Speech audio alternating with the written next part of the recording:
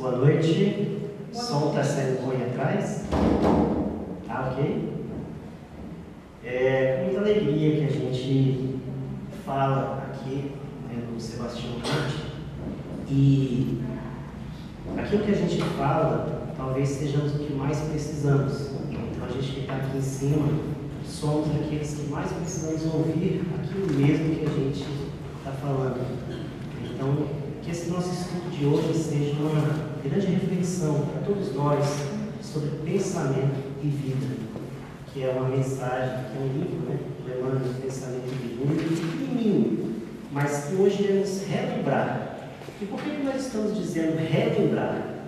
Emmanuel, já no prefácio desse livro aqui, ele diz o seguinte, que esse livro é utilizado no plano espiritual como uma cartilha, cursos, é feito em cursos para aqueles que vão reencarnar, devido à sua importância. Então, esse livro que é utilizado como uma cartilha em curso, possivelmente todos nós aqui já vimos isso em algum momento. Em algum momento já passamos por esses cursos, antes do nosso reencarne, falando sobre pensamento e vida. Então, por isso que nós falamos aqui que estamos relembrando algo que já vimos. E esse livro tem uma importância tão grande em nossa vida que todos deveríamos ler esse pequeno livro de 30 capítulos, que nós vamos hoje tentar falar apenas do capítulo 1. Apesar do capítulo 1 ser um capítulo muito envolvente e muito complexo, vamos tentar falar um pouco dele, só do capítulo 1. E Emmanuel, já no início desse livro, ele diz o seguinte: o nosso pensamento cria a vida que procuramos, através do reflexo de nós mesmos, até que um dia nos identifiquemos, no curso dos milênios, com a sabedoria infinita e o infinito amor que constitui o pensamento e a vida de nosso Pai. O pensamento cria a vida que procuramos. É uma frase para pensar uma existência inteira, pensar várias existências, pensar em toda a nossa vida, que o nosso pensamento tem criado a nossa vida, hoje e ontem, e possivelmente criará a nossa vida no futuro. Por isso o pensamento é tão importante de ser discutido, de ser conversado. A ciência, ainda um pouco materialista, as academias, universidades, ainda com muito materialismo, entendem que o pensamento, a inteligência, acede ao nosso cérebro, o nosso aparelho cerebral, as sinapses cerebrais, as ondas mentais. Tudo isso é o determinante dos nossos pensamentos. Tudo isso é o determinante de nossa inteligência. E que ao cessar a vida física, que ao morrermos, deixamos de pensar, deixaremos de existir. É um conceito que se tem de muitos e muitos séculos. Mas o que o Espiritismo diz sobre o pensamento? O que Emmanuel nos coloca sobre o conceito de pensamento nesse pequeno livro aqui, Pensamento e Vida, e o que outros autores dentro do Espiritismo já nos colocaram sobre o pensamento? Allan Kardec, no livro A Gênese, um dos 5 livros da codificação, ele diz que o pensamento é o modelador das ações do espírito, não do corpo físico. Então, o pensamento está modelando as ações do espírito. Então, aí a gente já vê um pouco de diferença, que não é modelamento do físico, mas sim do espírito. Ele é o conjunto das ideias, dos conceitos, das crenças, das emoções e sentimentos. Tudo que está em sintonia. Que dão cor e vida aos nossos pensamentos, que repele e atrai tudo que está em sintonia. Então, o pensamento para o Espiritismo não é só o intelecto, não é só a formação do raciocínio lógico, mas entra muito mais coisas aí. Todas as nossas ideias, todos os conceitos, aquilo que já estudamos, todas as nossas crenças, aquilo que cremos, as nossas emoções e os nossos sentimentos dão cor e vida a essas ideias. E tudo isso faz parte do nosso pensamento. E o pensamento, essa energia eletromagnética que vai de um lado ao outro através dos fluidos, ele tem o poder de repelir e atrair tudo que está em sintonia. Se pensamos no bem, estamos atraindo coisas positivas para a gente. Se pensamos no mal, também estamos atraindo coisas negativas para nós. E podemos também repelir algumas coisas, como quando deixamos de pensar em determinadas situações ruins. Então, o pensamento cria a vida que procuramos. E na Revista Espírita, Allan Kardec, de dezembro de 1868, Allan Kardec diz o seguinte: o pensamento é o atributo característico do ser espiritual. É ele que distingue o espírito da matéria. Sem o pensamento, o espírito não seria espírito. Então, Kardec ainda afirma aí que o pensamento é um atributo característico do ser espiritual. A sede está no espírito. Nós somos a mente, nós somos o pensamento, e não o corpo físico. Só o fato de entendermos isso já muda muita coisa em nossa vida. E outro conceito também, que André Luiz coloca no livro Ação e Reação, é que o pensamento supera a velocidade da luz. O pensamento, força viva e atuante, cuja velocidade supera a da luz, emitido por nós, volta inevitavelmente a nós mesmos, compelindo-nos a viver de maneira espontânea em sua onda, de formas criadoras, que naturalmente nos fixam no espírito quando alimentadas pelo combustível de nosso desejo ou de nossa atenção. A velocidade da luz é 300 mil metros por segundo. É uma velocidade imensa, super veloz. Se nós formos até a linha do Equador e de lá partirmos na velocidade da luz para dar voltas ao mundo, em 1 segundo daremos 7 voltas ao mundo na velocidade da luz, devido a essa velocidade ser tão e tão alta. E André Luiz nos diz que o pensamento supera essa velocidade. Se pensamos em alguém que está lá no Japão, a partir do momento que já começamos a pensar, já chegou lá. Porque o pensamento caminha por fluidos e vai chegando até aquela pessoa, de tão rápido que ele é. Já citamos em alguns outros estudos que fizemos aqui, uma pesquisa científica que teve no México, né, e vamos citar novamente porque ela se adequa a esse assunto agora, onde pesquisadores que não eram religiosos fizeram o seguinte experimento.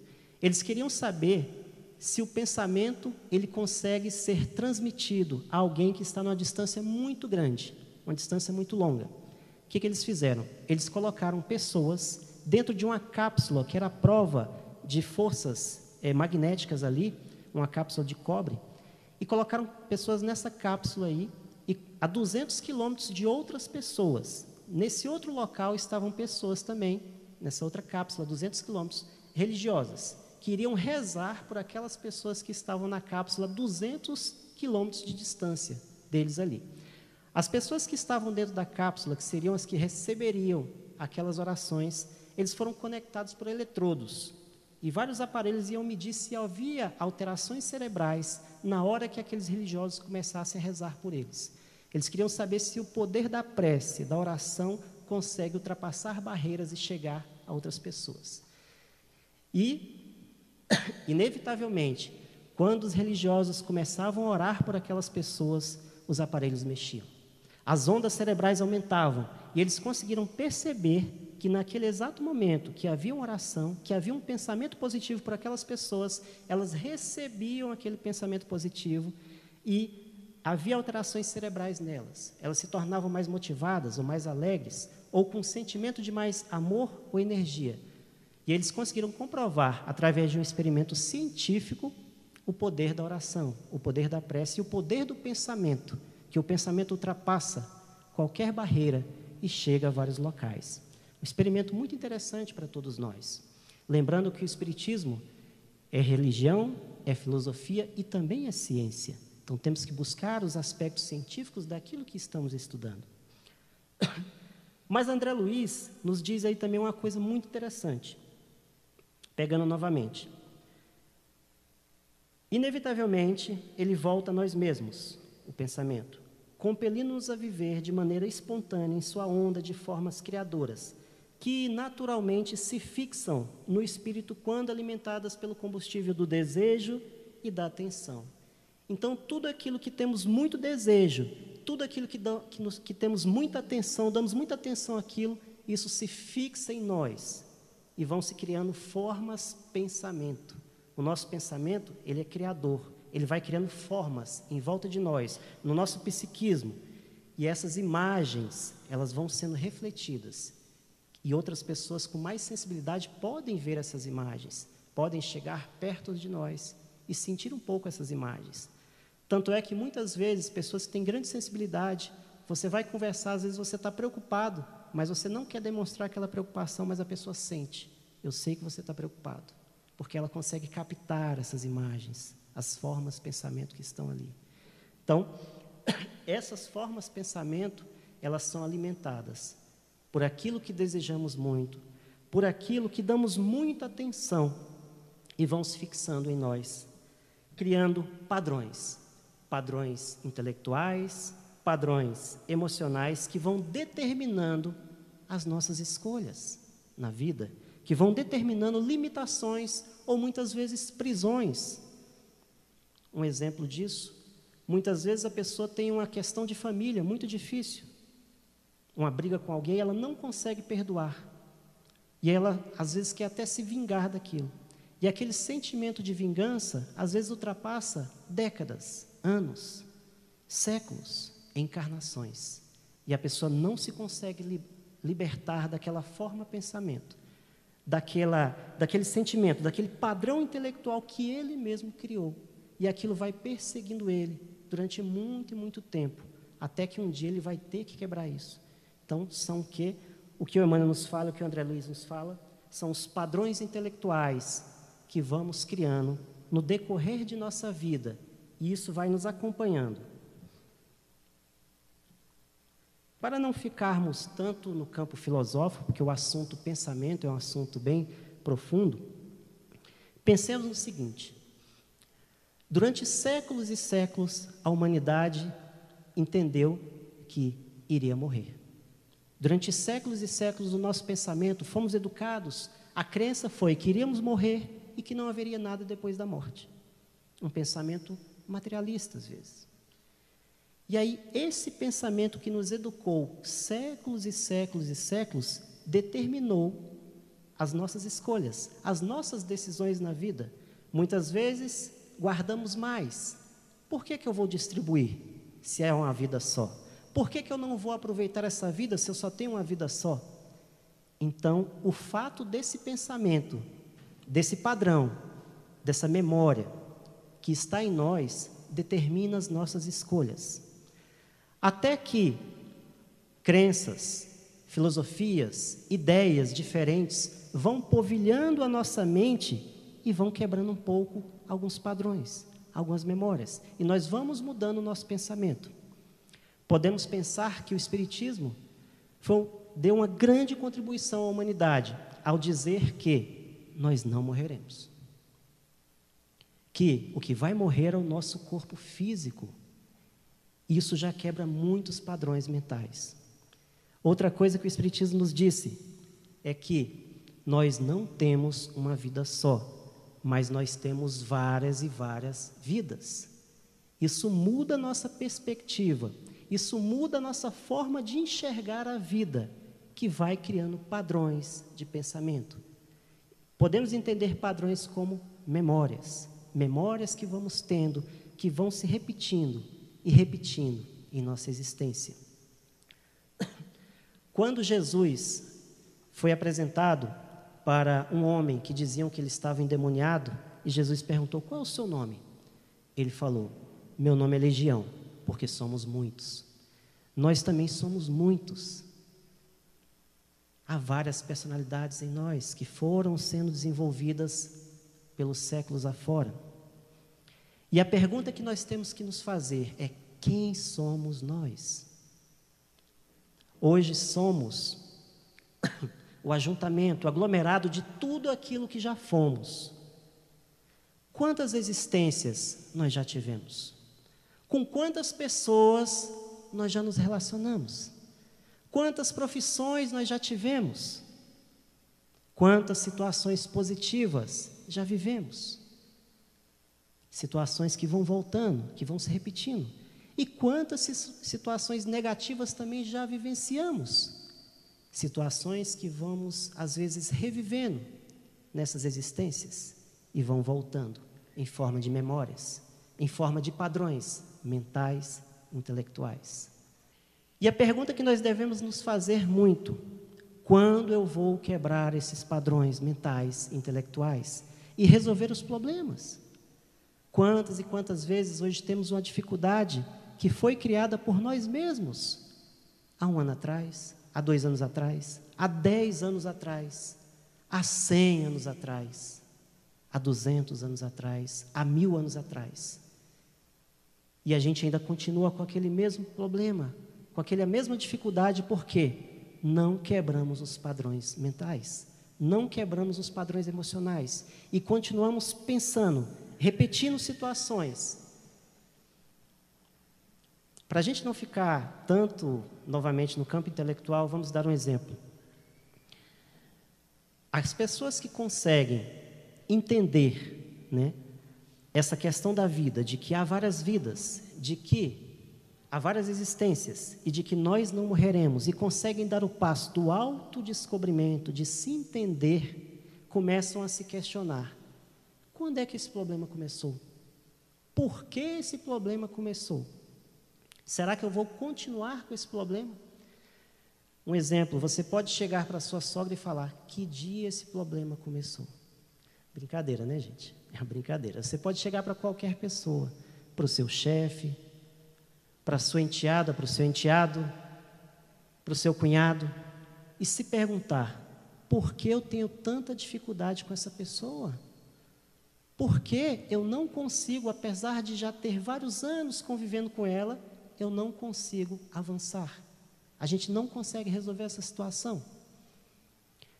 Se a gente for se perguntar quando, a gente vai ter uma resposta numérica. Foi há 1 ano atrás, foi há 2 anos, foi há 10 anos, foi há 15 anos.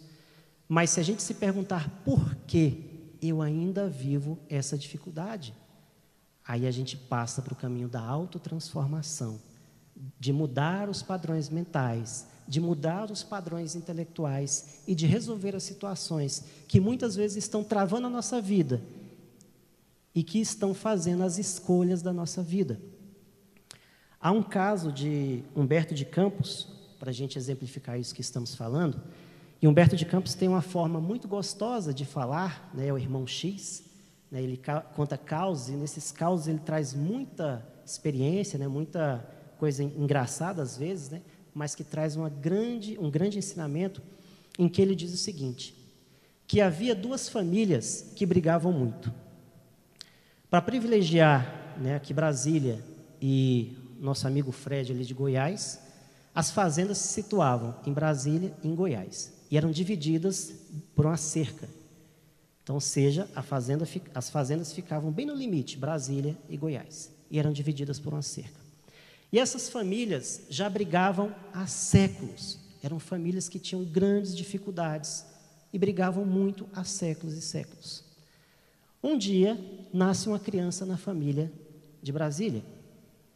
E essa criança, ao completar 18 anos, chega perto da cerca e fala: essa cerca está errada, a nossa fazenda é maior. E aí ele manda lá, né, o pessoal afastar a cerca para lá. E aumenta a cerca para o lado de Goiás. Isso dá briga, dá discussão, ele mata, morre, desencarna, vai para o plano espiritual. Como a lei divina é pedagógica, a espiritualidade fala: agora você vai reencarnar na família de Goiás, para você ver o outro lado da questão.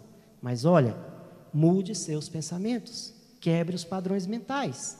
Ele reencarna na família de Goiás. Só que passado algum tempo, completa 18 anos, ele chega perto da cerca e fala: ué, essa cerca está errada, a nossa fazenda é muito maior. Manda seus empregados avançarem a cerca para o lado de Brasília. Confusão, briga, tiro, ele mata e morre. Desencarna, vai para o plano espiritual. Espiritualidade fala, meu irmão, você já perdeu 200 anos com isso não é brincadeira não. Mude os seus padrões. Você está repetindo os mesmos comportamentos, encarnação a encarnação. Você vai reencarnar novamente agora em Brasília, na família, mas olha, pelo amor de Deus, o anjo protetor dele fala para ele, pelo amor de Deus, não chega perto da cerca. Repete comigo, eu tenho trauma de cerca, eu tenho trauma de cerca. Você não vai chegar perto dessa cerca, pelo amor de Deus. Reencarna ele, completa 18 anos, chega lá e faz novamente a mesma coisa. E a gente pode parar e pensar, o Humberto de Campos, ele encerra o conto aí, ele não fala como essa história acabou, né? Ele deixa em aberto, para que a gente comece a refletir sobre isso. Bom, a situação nós entendemos, né, da pessoa ir lá, pegar uma cerca e jogar um pouquinho mais para frente. Mas o que a gente pode tirar de conclusão daí? O que ele não está mudando? Os padrões mentais. Os padrões mentais continuam os mesmos, as memórias continuam as mesmas. Reencarnou, resgatou muita coisa, resgatou, mas não mudou o seu pensamento. Nós está cheio de livros dentro da doutrina espírita falando sobre isso, de espíritos que reencarnam vários e vários séculos, mas não conseguem mudar suas atitudes. Espíritos que se suicidam durante 3 reencarnações, 4 reencarnações e muitas outras coisas. Salas mediúnicas, nós vemos isso o tempo inteiro. Espíritos que estão repetindo padrões ali, durante séculos e séculos, porque não conseguem sair de um pensamento. Ficam presos àquele pensamento, de vingança, de ódio, de vaidade, de inveja. Então, essa pessoa da fazenda, o que nós podemos tirar de conclusões? O que será que se repete nele? Será que é uma pessoa egoísta? Será que é uma pessoa orgulhosa? Será que é uma pessoa que não consegue ter gratidão? Será que é uma pessoa que acha que tem que ter sempre mais do que o que ele tem?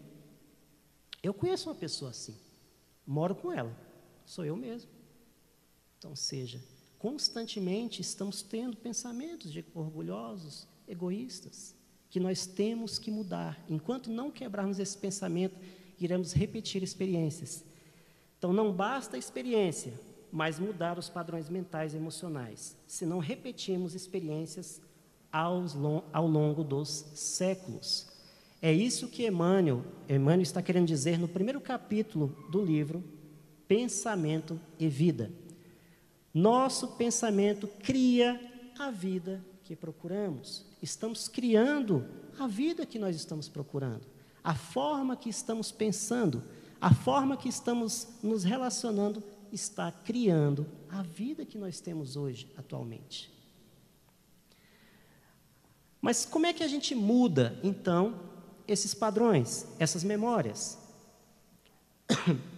Pegando o primeiro capítulo ainda do livro, ele diz o seguinte, que a mente é o espelho da vida em toda parte.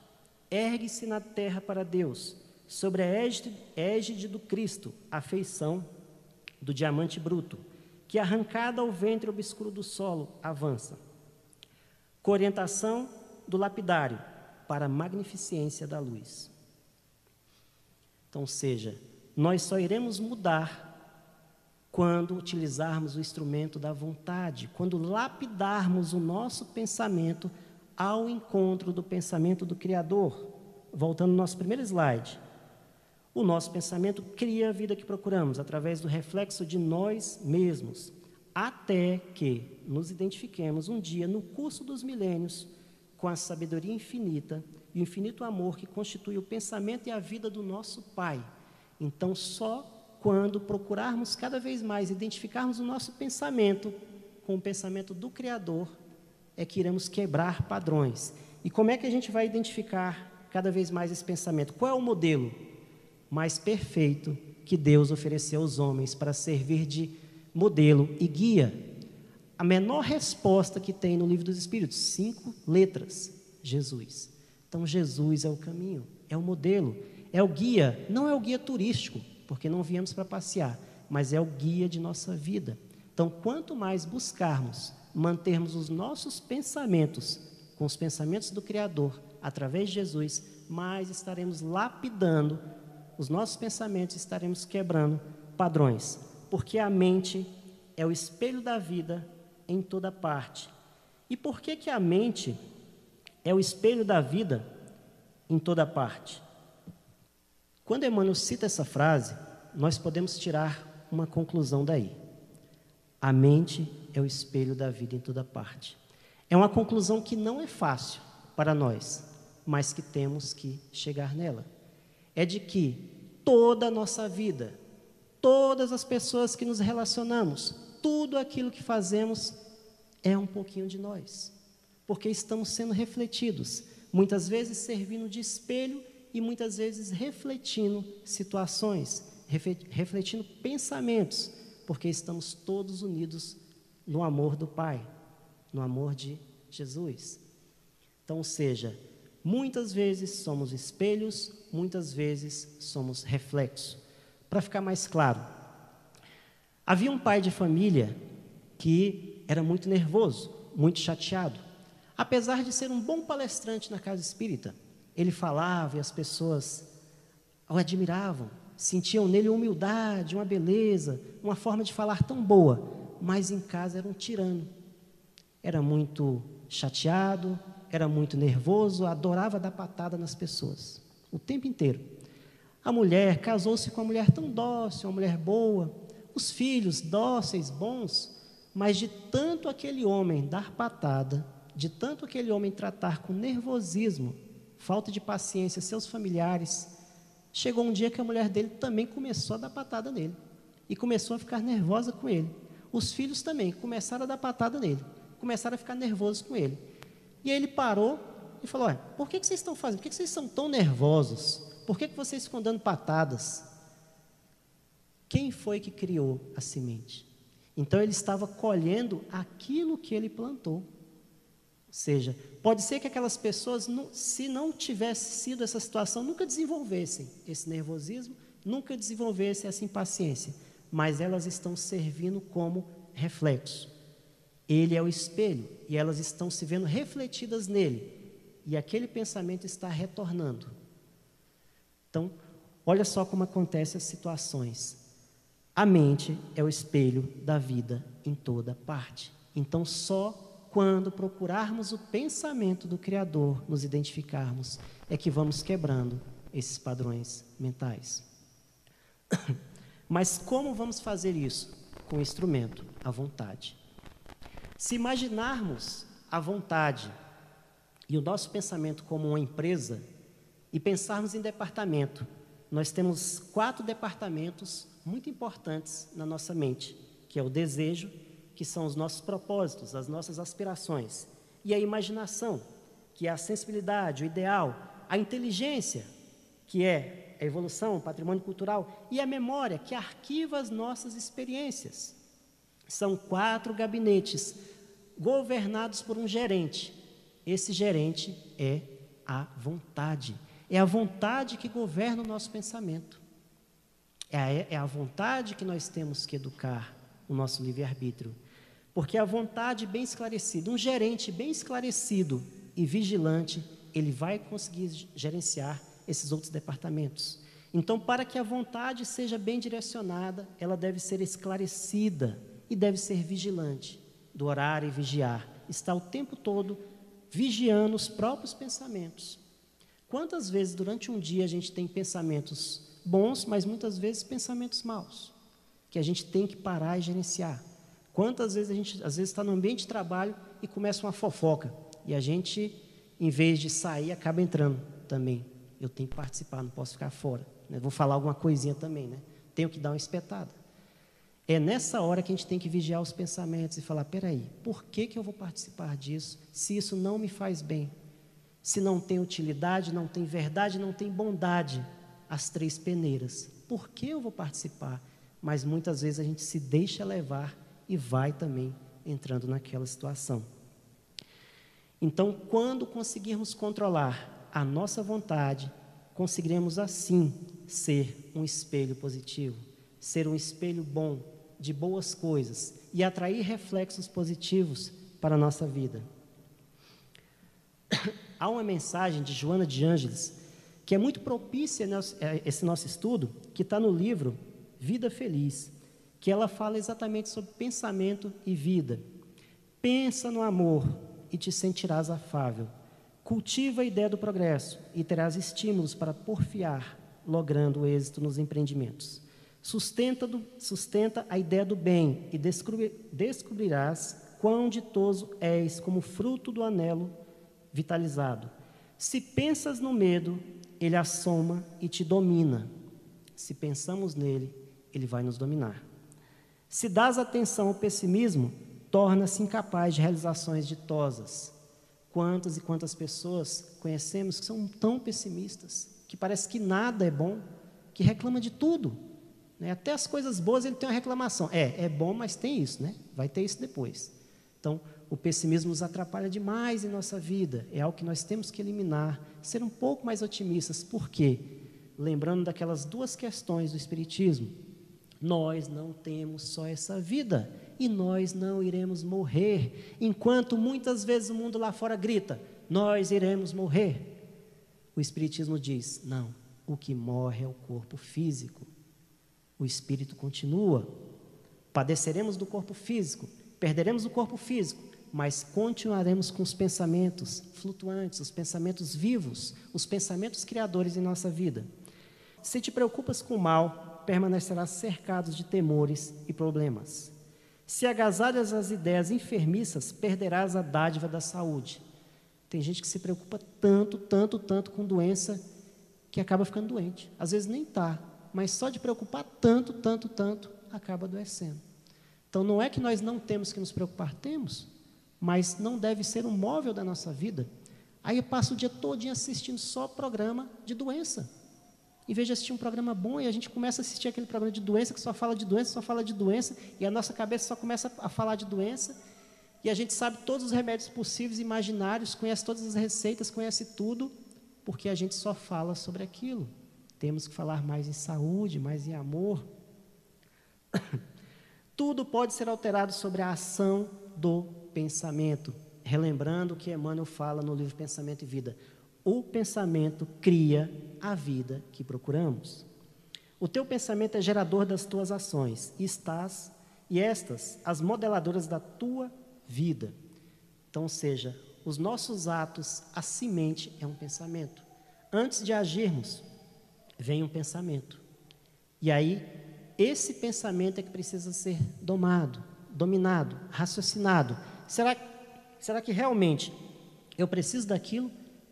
Quantas e quantas vezes a gente faz coisas por impulso, compra por impulso? Nós temos aí agora uma grande propaganda, né, Black Friday, que nos impulsiona muito a comprar, né? E muitas vezes os preços nem são tão chamativos. Às vezes as coisas estão pela metade do dobro do preço. Mas mesmo assim a gente vai lá, por quê? É um impulso de comprar. E nada contra, gente. A gente ter coisas, a gente ter nossos objetos, é ótimo quando a gente tem uma coisa e aquilo nos é útil, nos serve, né? Nós temos utilidade com aquilo, nada contra isso. Estamos falando só do consumismo, às vezes exacerbado. O consumismo que muitas vezes nos faz achar que um objeto é muito mais importante do que um abraço, de que uma rede social é muito mais importante do que a gente chegar em alguém e bater na porta dele. E aí, fulano, como é que você está? Pensamento e vida, pois, são termos da equação existencial do ser humano. Então, relembrando o que nós falamos no início, o nosso pensamento cria a vida que procuramos. Através do reflexo de nós mesmos, muitas vezes somos reflexo, muitas vezes somos espelhos, mas cada vez temos que ser reflexo ou espelho das ações do Criador. E aí nós estaremos em constante busca de nos melhorarmos como indivíduos. Ficamos aqui com essa reflexão sobre o pensamento, desse livro pequenininho que citamos no início, Pensamento e Vida de Emmanuel. São 30 capítulos. Nós só falamos do início do capítulo 1, esse nosso estudo, mas que é um livro tão importante em nossa vida. Relembrando para quem não estava aqui no início, esse livro, segundo o próprio Espírito Emmanuel, ele fala no prefácio, ele é utilizado como uma cartilha no plano espiritual para todos aqueles que vão reencarnar.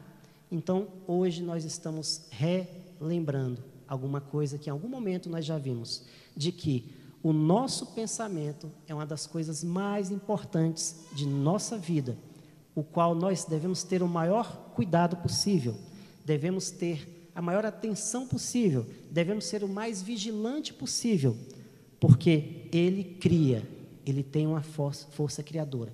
E como seremos o mais vigilante possível com o nosso pensamento?